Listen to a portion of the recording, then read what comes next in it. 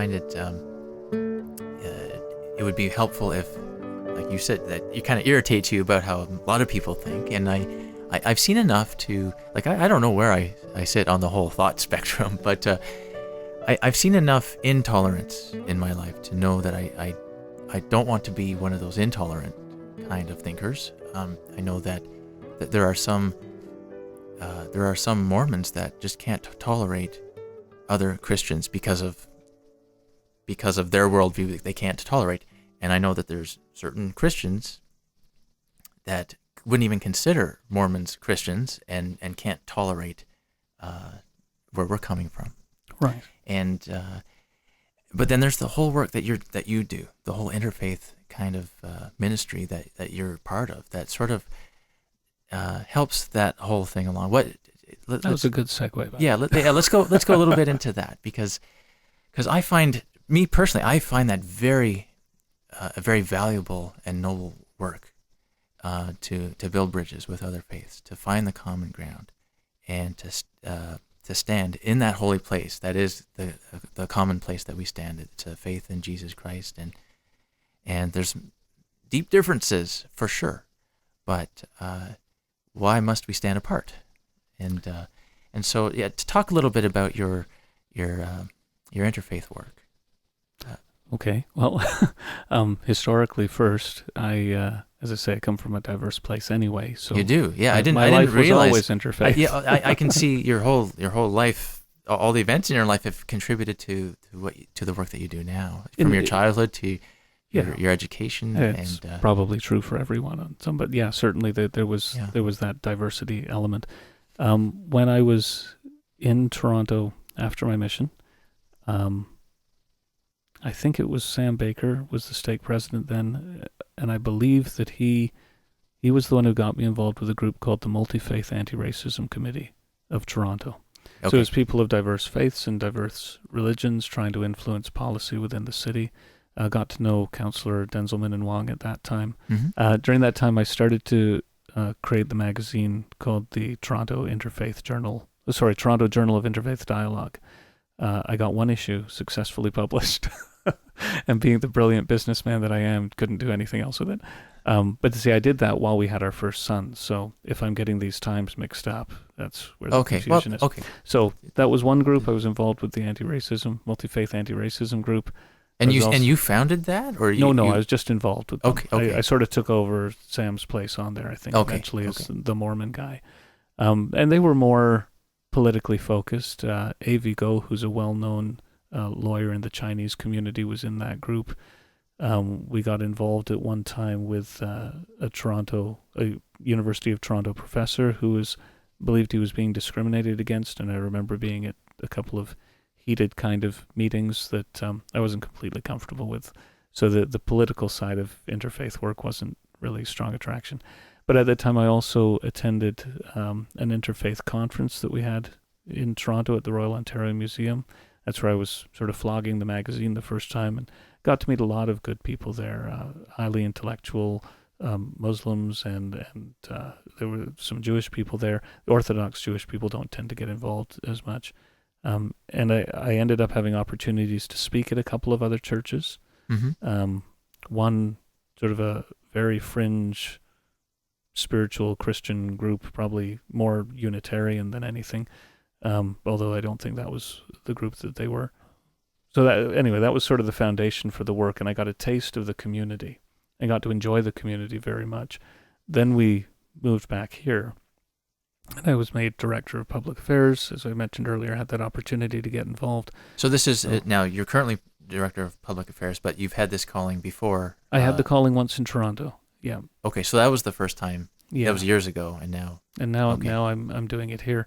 So the interfaith, I'd say that now I'm having much more mature interfaith involvement. At those times, it was excited, it was interesting.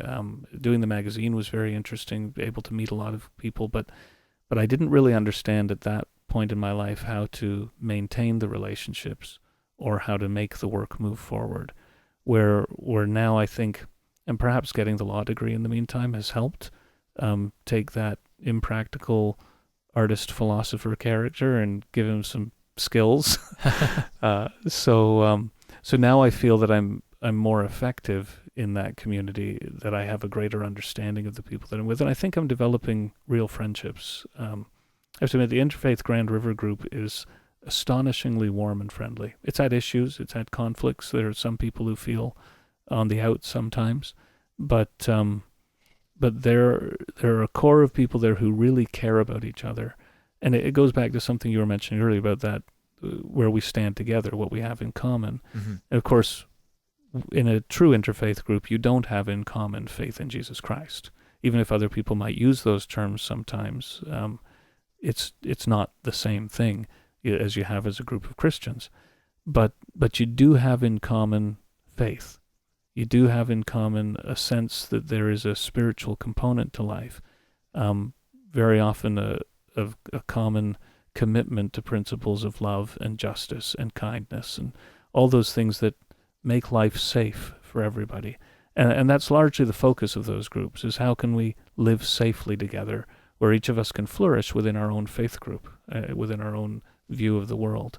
So one of the very nice things about that group is there's no attempt to proselyte anybody. We're not trying to convert anybody to our ways of thinking, mm-hmm. but we do contribute and share, each from our own faith experience. I've attended several of those multi-faith firesides that you've coordinated, and I've seen a variety of speakers come to our stake center and deliver wonderful messages. Really, I learn a lot about the faiths of those other people. We've had, I guess maybe you could tell me the different faiths backgrounds that. Well, it's mostly been Christian, right? The first three. Have we done four? I might have missed one myself, but I remember Anglican.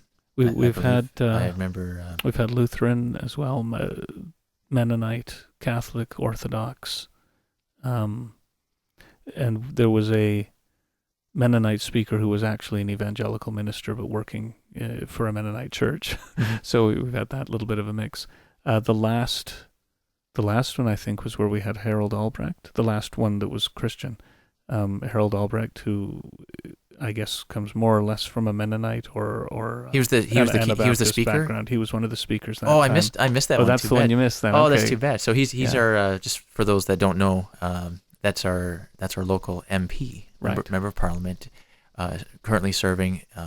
But he used to be a pastor. He was what they call a church planter, I guess, or church founder. Yeah. For the life of me, the name of the church has escaped my memory right now, but it's in the KW area, just outside the city. Yeah. And we also had Ken Miles speak, who's the head of the KW Christian Fellowship, non-denominational, but.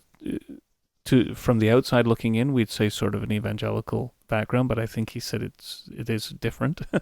He's on the radio. He's on our local radio station. The Life in Balance. It's 94.3 Faith FM. Fantastic show. Yep. Yeah. He's on every day, I think, right? I think so. Yeah. I've purchased one of the series. You can buy the CDs from the church. Yeah. I think he's one of the best speakers on the radio right now. Yeah. I love it. And I love the fact that it is practically focused Christianity, but he's there are sometimes those preachers who get so practical that they lose the spiritual, and he doesn't do that. It's very thoughtful mm-hmm. theology, and I enjoy listening to him quite a bit. And the other one, we had a fellow whose name has escaped me now. I want to say Fred something, from a church in Guelph. So that was the little bit more the evangelical day.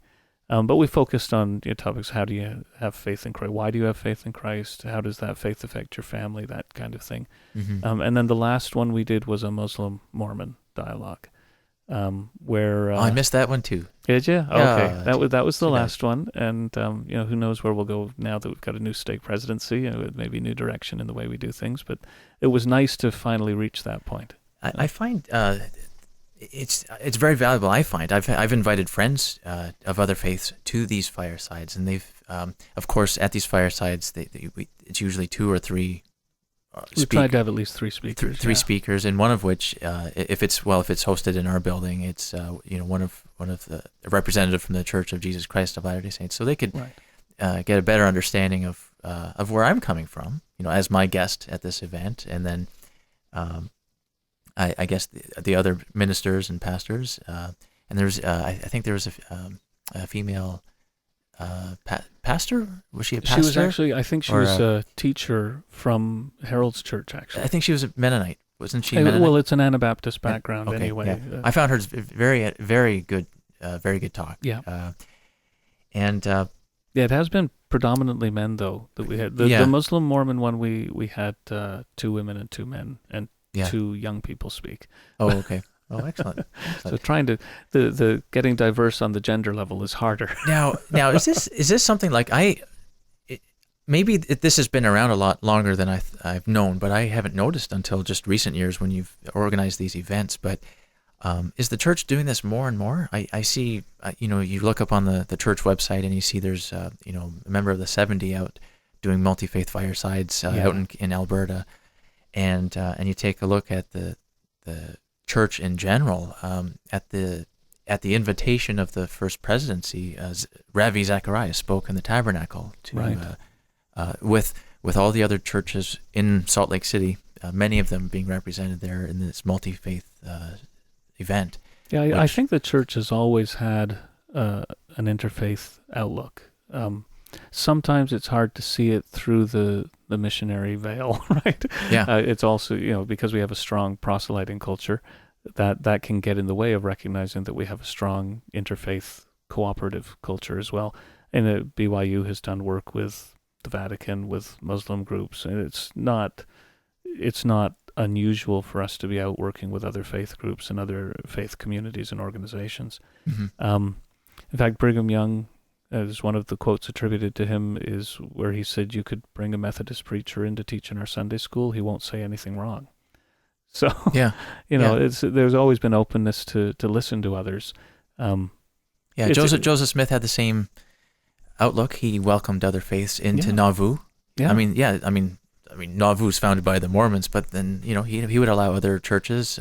He would call them other Christians and other Mohammedans. He would call them, and 19th century language. Yeah, but that's the language he used. But that's the way he welcomed them. He didn't kick them out. I mean, it's a Mormon town, but he didn't kick them out. He welcomed them. Well, the church has always had a strong conviction within its philosophy and theology that religious freedom is of vital importance for all people. Freedom of conscience, the freedom to choose your faith.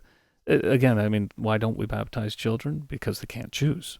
Mm-hmm. Right? We don't do infant baptism because you make that decision when you're capable of making a decision. I remember speaking or commenting in one Sunday school class we were talking about priestcrafts, and I was suggesting that when we force our children to get baptized at 8, or force our young men to get the priesthood at 12 and 14 and 16 without any thought about where they're actually at spiritually, we're doing them a disservice, and it's a kind of priestcraft. And I believe that, and I think that's what the gospel teaches. We have ages where things are expected to happen, or minimum ages where they can happen, but each person is expected to walk their own spiritual journey, and we give to the extent we can give, but we recognize that every person has that privilege. And at any stage of life, God can do whatever he likes with any of us. And we need to be open to that and not allow our own biases to interfere with the work that God's doing. Earlier this year, the First Presidency had invited Ravi Zacharias, the famous Evangelical Apologist, to come and speak in the Tabernacle, along with several other leaders from other denominations. And it was a multi-faith event, and Mr. Zacharias gave a very good talk, and I recommend anyone to listen to it. Elder Holland was the one that introduced Ravi, and he had some interesting words. I'm just going to play a little clip from Elder Holland's introduction, and I'll have you comment it. All right? Okay. We especially welcome our special guests, Dr. and Mrs. Ravi Zacharias. What warm and wonderful people Ravi and Margie are. They have touched and blessed the lives of millions. Pat and I consider them dear and very special friends. For a century and a half, this tabernacle has been the setting for worship and inspiring music and sharing the Word of God in a variety of ways by a variety of people. World leaders and men and women of many faiths have spoken here, including, as Pastor Johnson said, Dr. Zacharias in 2004. We're very, very happy to have him back.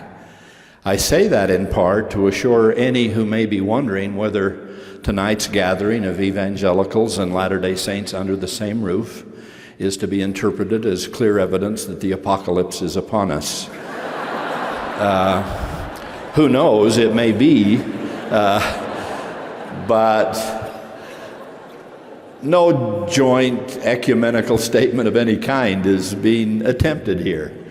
There are doctrinal differences, as Greg said, among all religious faiths, one way or another. Each of us in this hall are who we are, and we believe what we believe. But in an increasingly secular world, and facing the attack on religious faith and religious freedom that we see all around us, it is imperative for the extended Christian community to acknowledge that what we have in common is so good, so far-reaching, and so potentially powerful in addressing the ills of society and of the soul that the very least we can do is know and understand each other better than we do. In that process, we will find much more of the fellowship in Christ that the deepest expression of our shared faith in Him demands of us. Such an evening as this is evidence that those rewarding relationships are growing. May they flourish, even more so in the future. I love Elder Holland. He's a very gifted speaker, and he's great at making what could be a tense situation very relaxed. Right. So, what do you think of his comment? It was lovely and spot on. I think that need for us to. I mean, there's one thing he said that it doesn't make a big point of when he says we are who we are and we believe what we believe. Underlying that is that basic acceptance of people, regardless of what they believe, where they come from, what their circumstances are, an understanding that, again, I can only kind of use trite phrases to try and express it. You have to feel it to really understand it. But everyone is walking life's journey.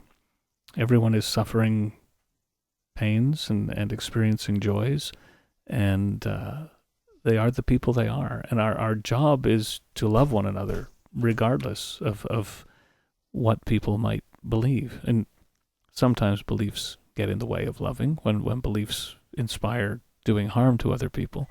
But by and large, everyone we meet has a core to be loved. And of course, Mormon theology teaches that implicitly when we talk about our belief in the pre-existence and our nature in the pre-existence, going back to the very beginning, whenever and whatever that was.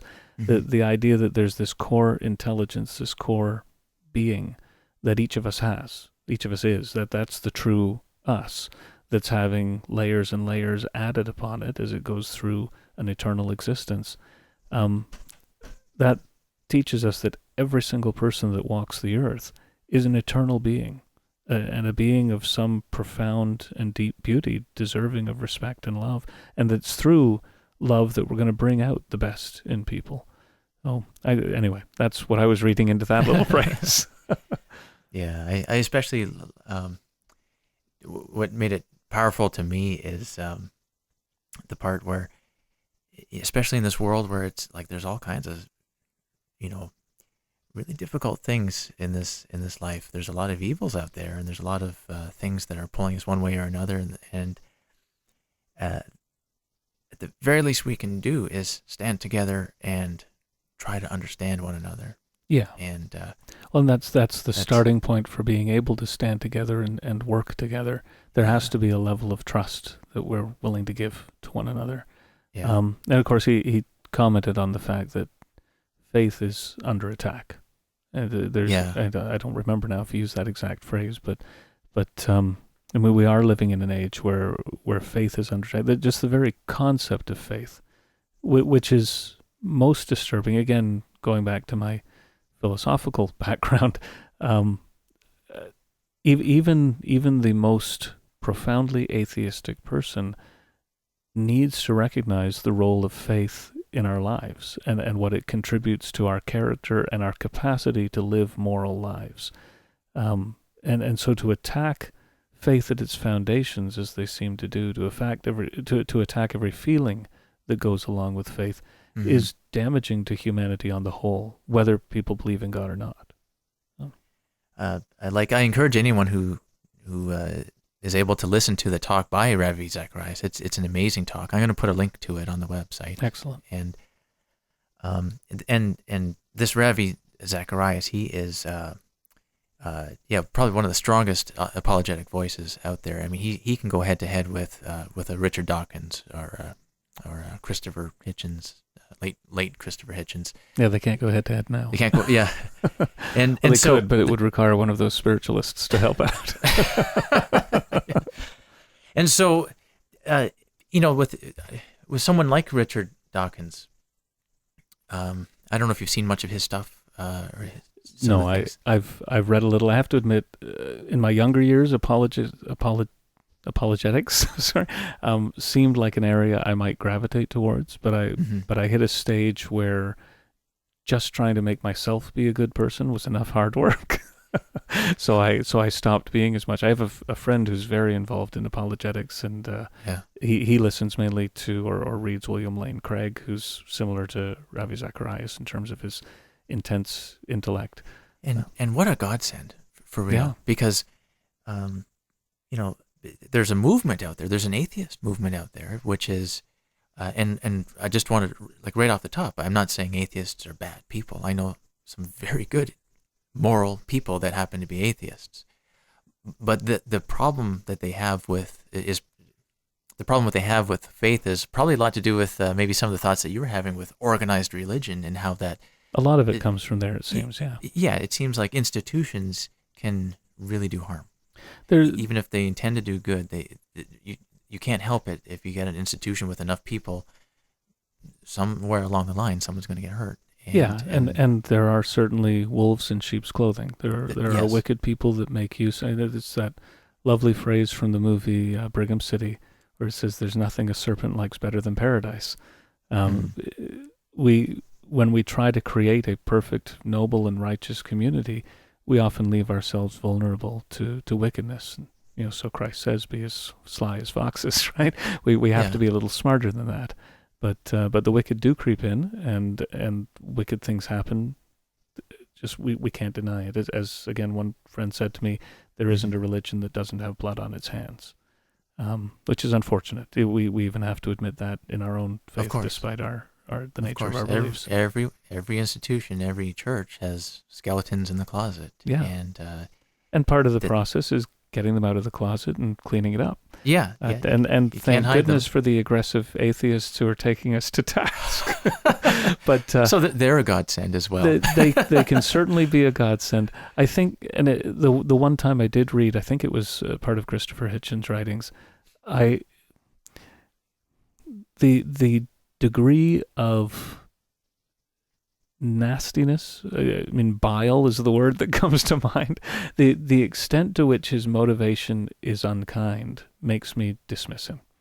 If you can attack organized religion and all its faults, but you can attack with love. And as a Christian, I believe that there's good in all faiths potentially, because there's good in all people. A good person of any faith group is going to strive to be a good person and will use the doctrines and teachings of their religion to drive them towards a good purpose and seek out the good that's in them. The difference I believe there is in Christianity is that we don't have to do that. It does it to us. Christ works through us to produce good. It's not that we have to take the good that we have and dig around in our faith to find things that are consistent with it. Dig around is probably too extreme a statement, but we don't have to create that. He creates it in us. If we simply open our hearts to Him and allow the Spirit to work in our lives, the work of Christianity is good, and the only way to prevent it is to choose to ignore it. Mm-hmm. That's if you are a basic, run-of-the-mill, minimal faith Christian, you're going to do more good in your life than you would have otherwise, because the Spirit will work with you. You have to actively reject it for it not to do good. No, I regret missing the Interfaith Fireside where it included a Muslim speaker.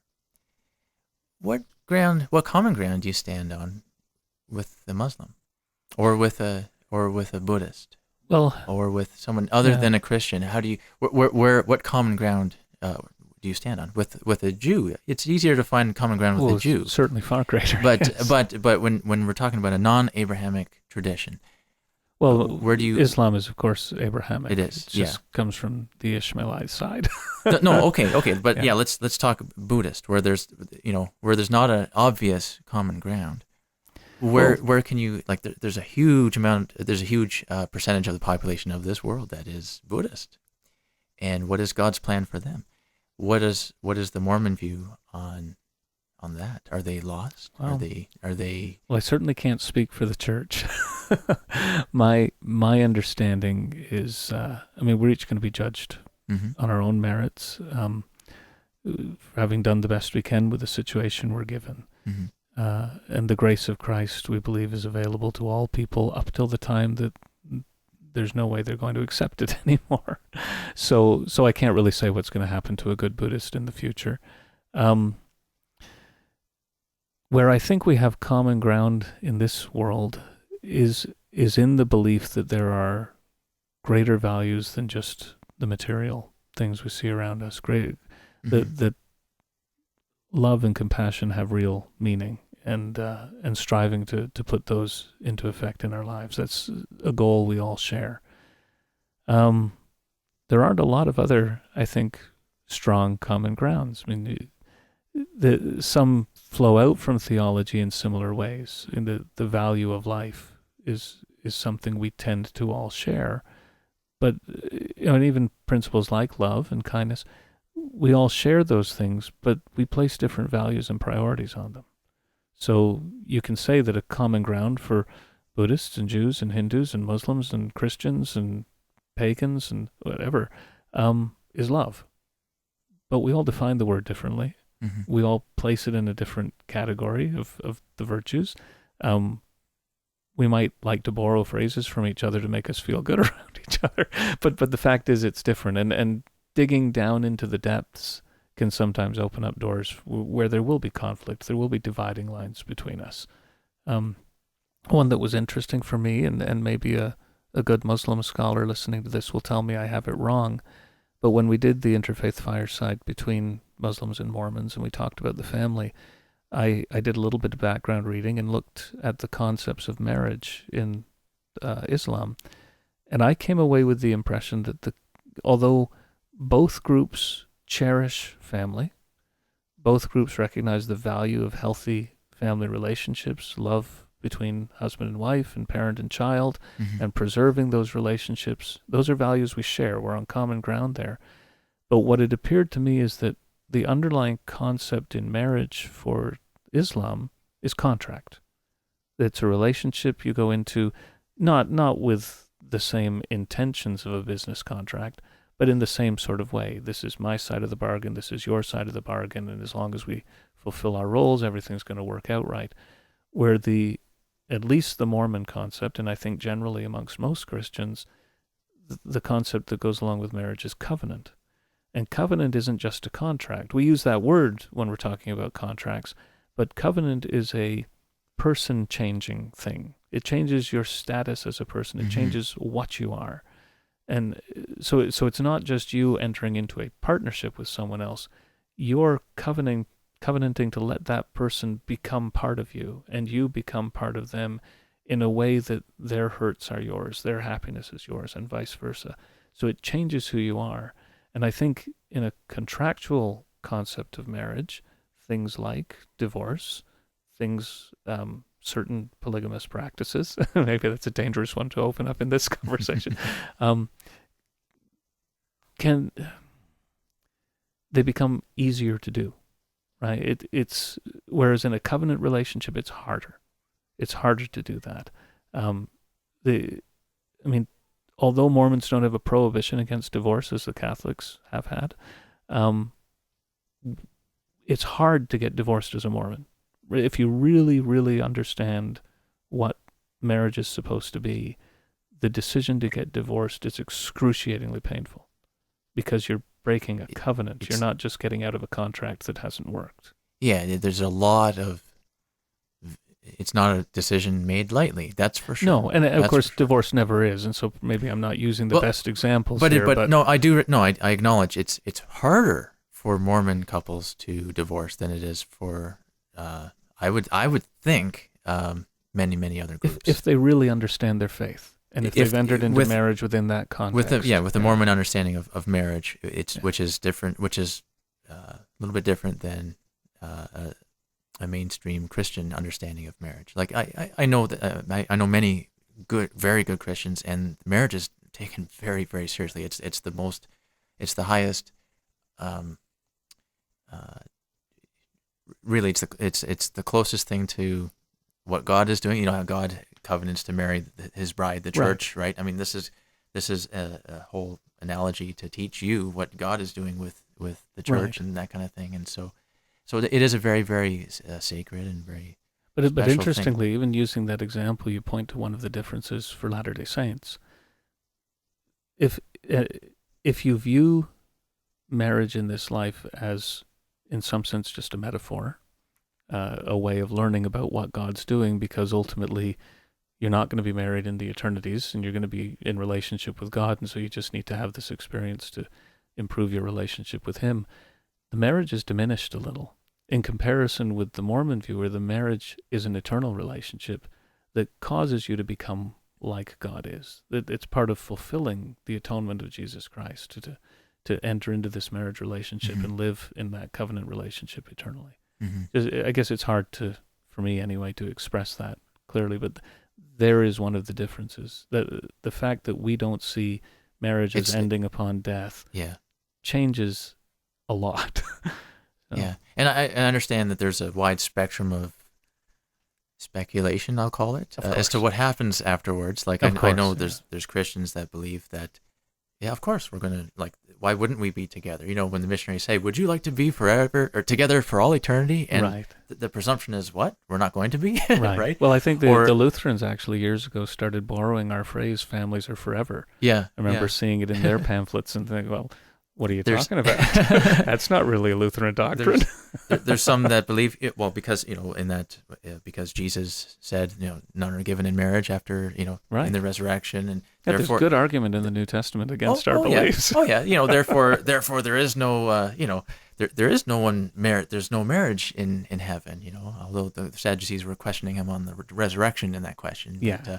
But, there's also, there's those that believe we're kind of like genderless in the afterlife. There's no male or female. It's just we're all one, you know, and that's a beautiful way of looking at it too. It's actually very comforting. Yes. Yeah. So, you know, there's a whole variety of here. We're talking about some of the differences, right? And I guess what you said earlier, no one really knows. We really we think we can say. I mean, there is absolute objectivity, but do we know it? Do we have it? Can anyone say that they do? And one would hope that some people can. I mean, our faith is that at least some of the prophets have had that objectively clear understanding. But even then, as you observe the history of pretty much any prophet, their knowledge grows and changes over time. Absolutely, yeah. How many times, right in our own canon, is our prophet, you know, reprimanded? You know, we're